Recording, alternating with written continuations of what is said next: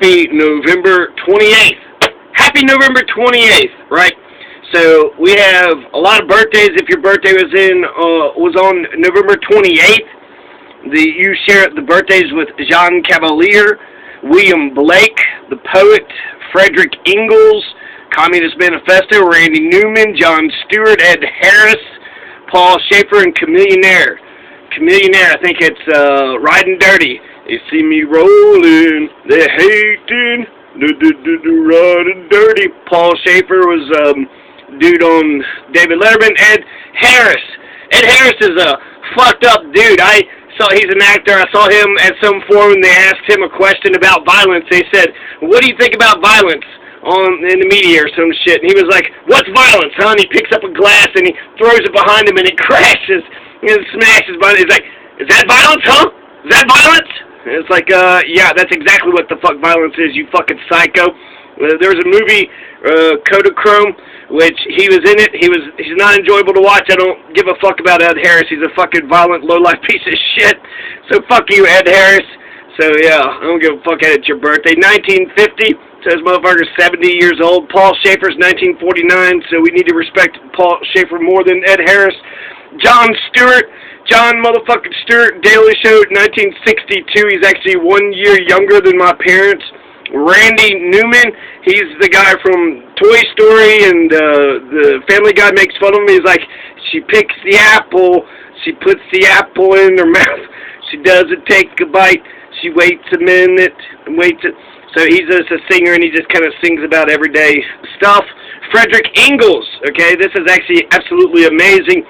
Frederick Engels and Karl Marx wrote the Communist Manifesto. As soon as the Communist Manifesto was written, then you just have revolutions happen all throughout the world, including in Brazil and Colombia and some places in the Americas, but mostly in Europe, France, Germany, Austria, Sweden, I don't know, a whole bunch of fucking countries. So it was the only thing that was comparable to the Occupy movement all across the world was the 1848 revolutions.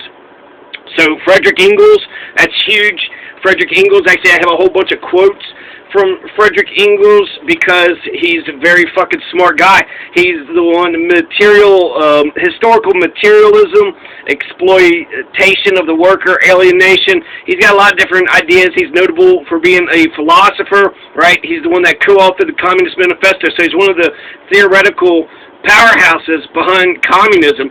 So Frederick Engels says that freedom is the recognition of necessity. An ounce of action is worth a ton of theory. The state is nothing but an instrument of oppression of one class by another, no less so in a democratic republic than in a monarchy. He talked about how he hated the Slav barbarians. I'm not sure what that's about. Magyars, Poles, Germans. He was all about them, but the Slav barbarians, the terror, he was against terror as a tactic. He said labor created man himself. The state is not abolished, it withers away. No means of production are forced. So because his definition, it was actually fantastic between capitalist and proletariat. Capitalists are the ones who own the factories and the means of productions, and the proletariat are the ones who have no means of production, so therefore they have to sell their labor in order to make a living, to have some kind of subsistence. So that's his definition, right? You got to sell your labor power in order to live, and then you're part of the proletariat. If you are, you own the means of production, then you could just sit on your ass, right? Your assets could just produce all the damn money. Get some manager, you're the owner class, sit on your ass, get everybody else to do the fucking work for you. So labor created man himself, of course it does, because without labor, man is nothing. Man can't do shit, except for what man accomplishes, that which man does, the efforts, the accomplishments, the conclusions, that which is created. So labor created man himself. Without labor, without exertion, without effort, without work, man is just a fucking slob. Is just a goddamn, couch potato, just sitting on his goddamn ass, right? So, of course, labor created man himself. Labor is very important. And, yeah, those are some of the ideas of Frederick Engels. So, happy birthday, Frederick Engels. Happy birthday, Jon Stewart. Ed Harris, go fuck yourself. Happy birthday, Randy Newman, William Blake, Jean Cavalier, Paul Schaefer, Chamillionaire.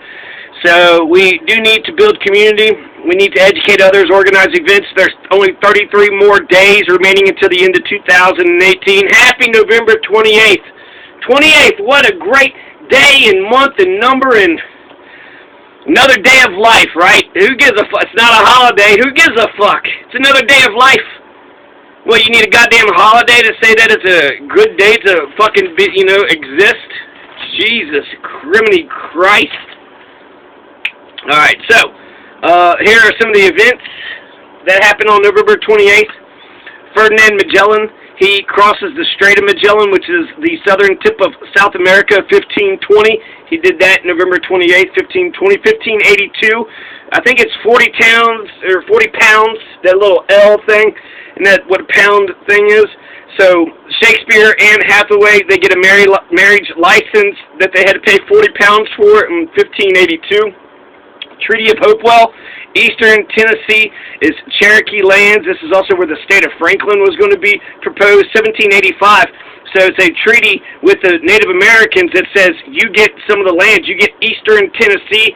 And so, of course, Tennessee today, the founder of the KKK, the state that killed Martin Luther King. That's, so they did not respect the Cherokee lands being on the eastern border. Franklin State never was formed. The awesome thing about Franklin State was that they were going to ban, in the Constitution, no lawyers or doctors could serve in the government because only working class farmers should be the ones in the government. These doctors, these lawyers, they get all the fucking money, and now we're going to put them in charge of ruling over the rest of us. So that's an awesome thing about the state of Franklin, the proposed state of Franklin. 1821, there's a lot of independence days that happen on November 28th. Lots of independence. Panama declares independence. Hawaii declares their independence. And England and France declares Hawaii's independence. Albania declares independence. Mauritania, how do you say that?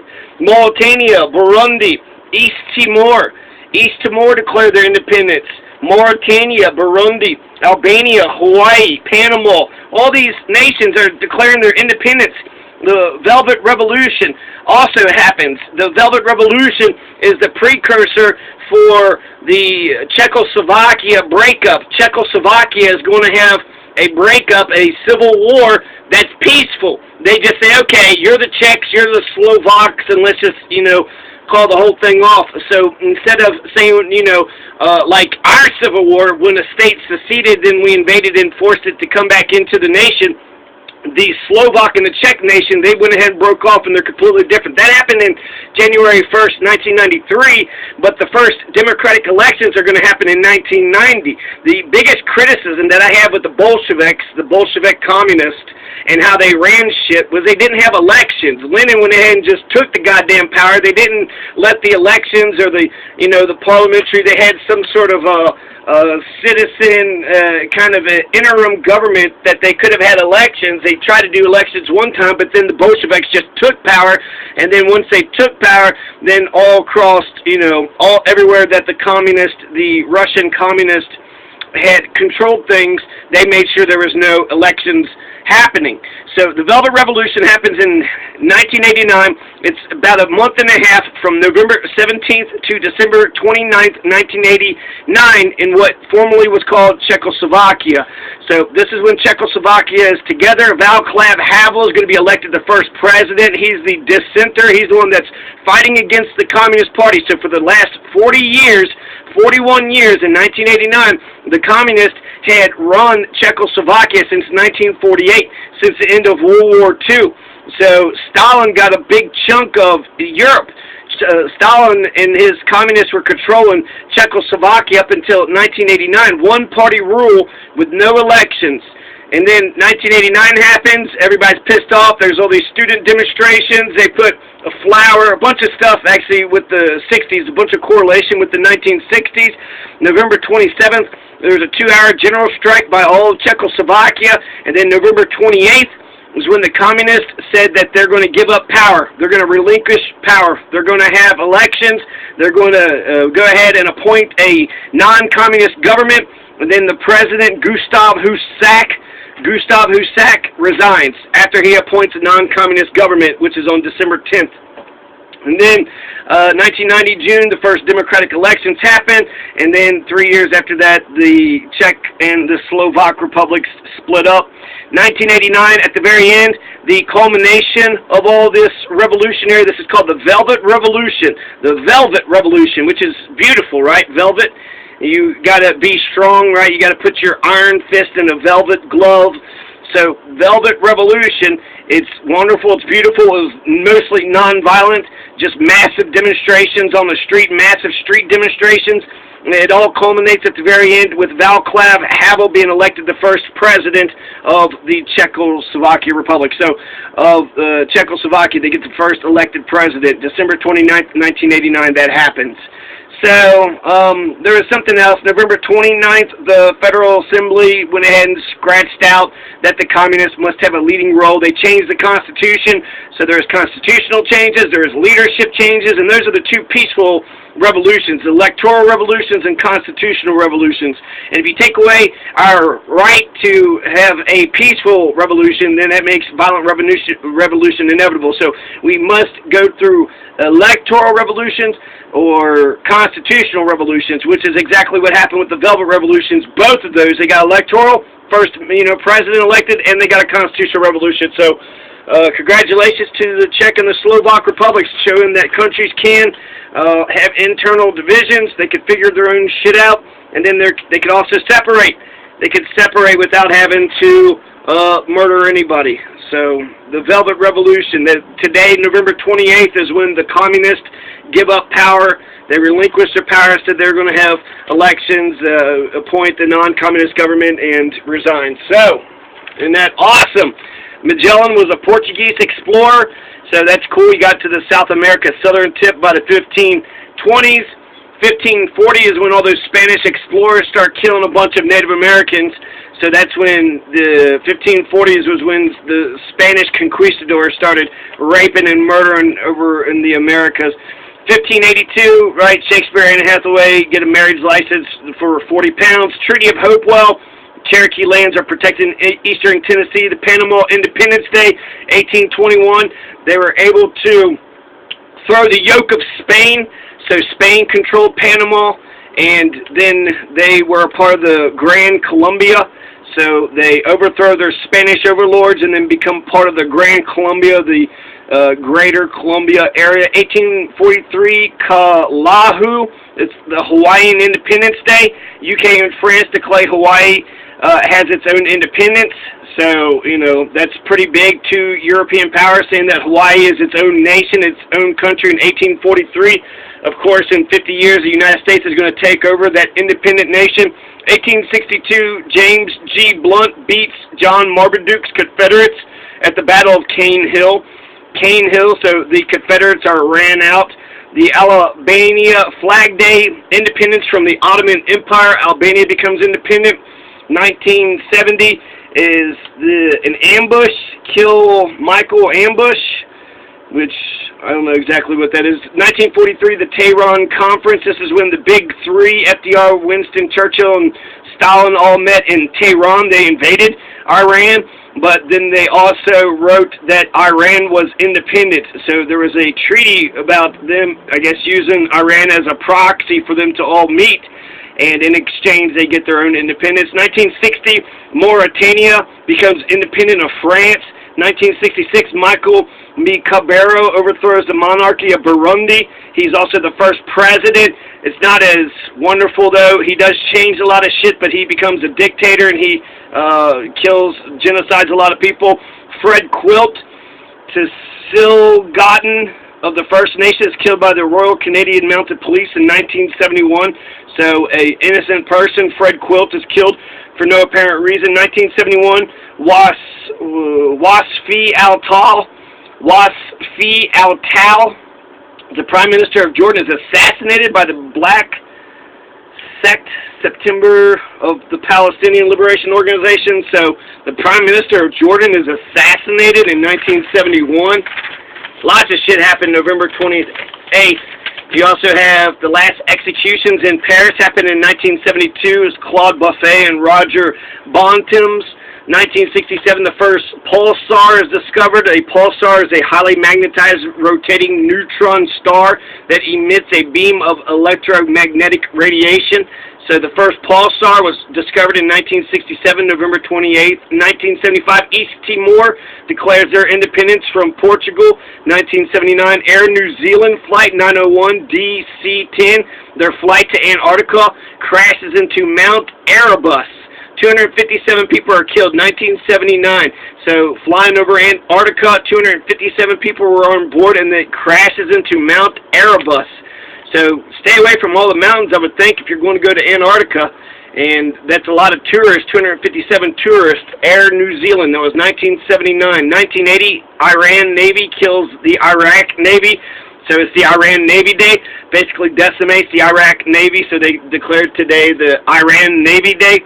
Just like yesterday, November 27th was the Russia Navy Day, but it was the Russia Naval Infantry Day. 1989, the Velvet Revolution wins, right? The communists concede. 1990, Margaret Thatcher resigns as a conservative leader, and Prime Minister John Major takes her place. She leaves in tears. She actually didn't lose the election. The way the British fucking work, they could dissolve their government immediately, which makes it more revolutionary, but it's all under a fucking queen, which makes it less revolutionary. What happens is Margaret Thatcher, who's right-wing Republican, English Republican, Falkland Wars, right, to extend the empire.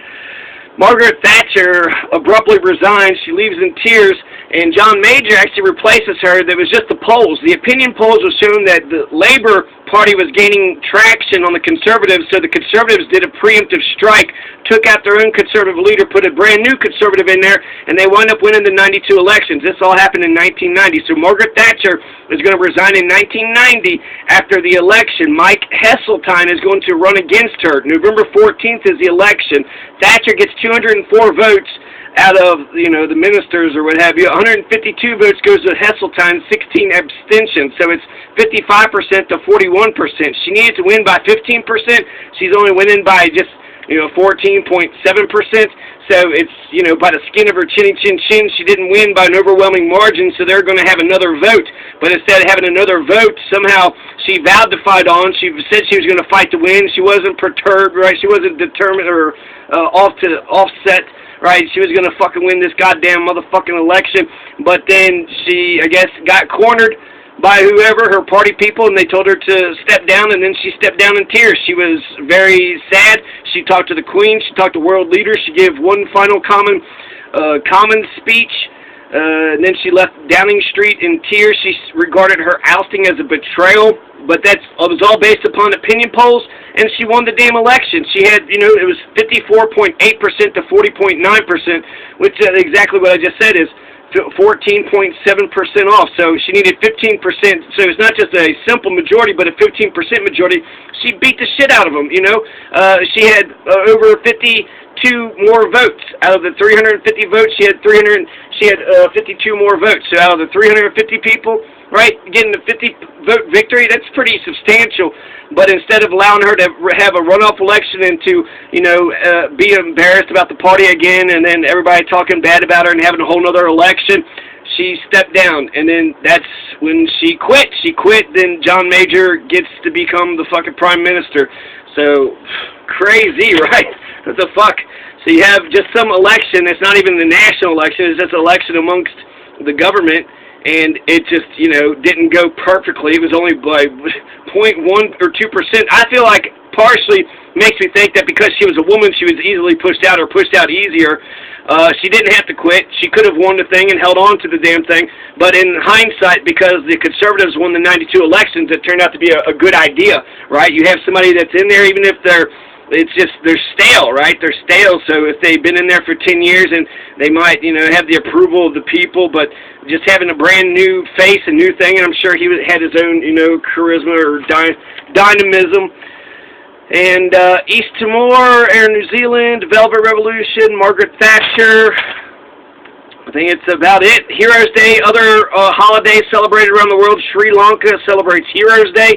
Japan celebrates one of the major Buddhist holidays, Hoonko, Hoonko, the Republic Day by Burundi, the Republic Day by Chad, Navy Day by Iran. So happy Republic Day for Burundi, happy Republic Day for Chad, happy Navy Day for Iran.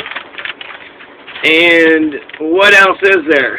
And that's it. Frederick Engel had a lot of good quotes too. So happy November 28th.